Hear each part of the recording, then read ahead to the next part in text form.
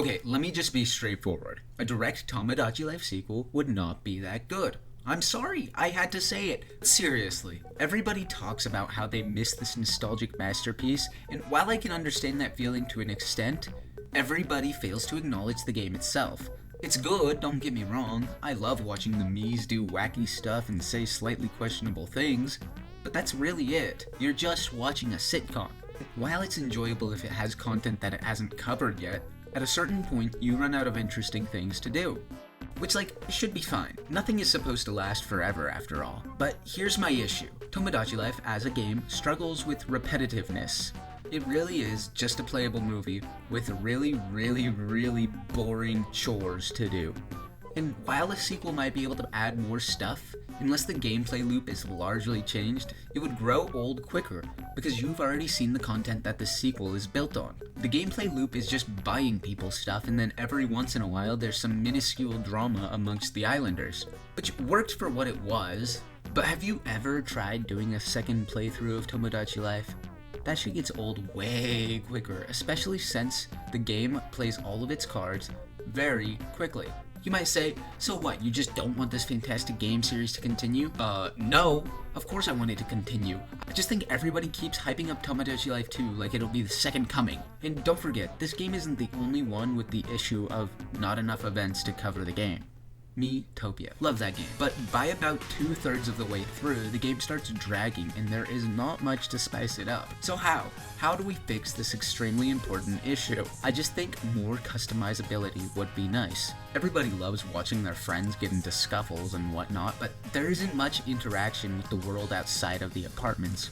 I mean, yes, technically they'll be doing activities randomly, but it feels as if there was no rhyme or reason to any of it. Why is me working the news station one day, and then it's somebody else? Why does the food stand always have a different person?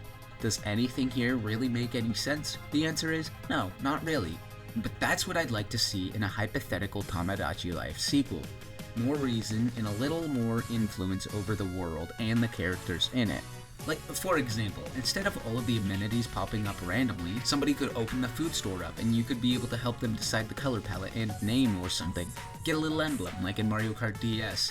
And if your islanders have a little more influence over the world, I just feel like that's even funnier to talk about. Solid Snake wanted to open a grocery store, and I called it Snack Eater.